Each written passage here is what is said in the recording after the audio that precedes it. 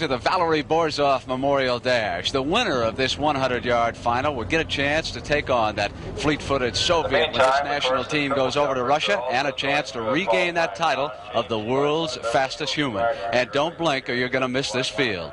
In lane 1, Larry Brown, he has run a 9.3, aided by wind this year. Next to him, the silver medalist from Munich, Robert Taylor. Also, his fastest time is 9.3. That was wind aided. In lane 3, one of our indoor champions, Hazley Crawford. He has run a 9.2 without the assistance of the wind this year. In lane 4, one of our favorites, Herb Washington, who has turned a 9.2. And next to him, the highly touted 19-year-old Steve Williams, who has a record time already this year of 9.1. Ed Hammonds, the NCAA champion, will start in lane 6. He's from Memphis State. He has a time of 9.3 this year. Ivory Crockett will go in lane 7. He has run a 9.2. Then in lane 8, it will be Willie Deckard. His fastest time so far this year is 9.4. But the race should be centered right there in the middle of the track.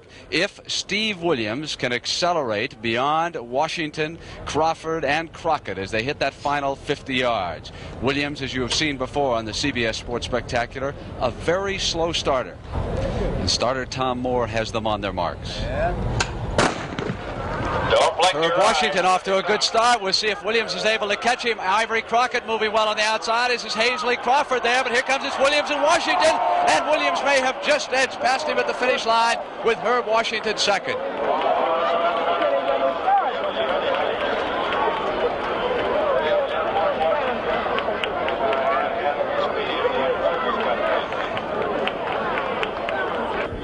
Take a look at this field now as they begin in slow motion. Everyone, with the exception of Willie Deckard, gets off to a faster start than our winner, Steve Williams, who is right there in the middle.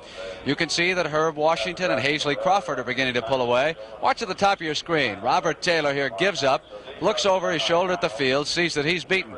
It is still Crawford and Washington, but now at this point, watch those long, graceful strides of Steve Williams as he begins eating up the tartan surface here at Bakersfield. A 9.4 victory. Herb Washington is second. And here are the official results of the 100-yard dash finals. Our winner, Steve Williams, was timed in 9 4/10 seconds. The same time is awarded to our second-place finisher, Herb Washington, and the same time graciously given to our third-place finisher, Ivory Crockett. In fourth place, Ed Hammonds of Memphis State in 9 6/10. I'm sure that this speedy young man needs no introduction. Steve Williams, who has won our 100-yard dash, and I don't imagine you're too satisfied with that time, though, of 9.4. Well, I ran 9.2 in the heats, so I'm satisfied with that. But the finals, I'm not too time conscious. I'm happy with the win.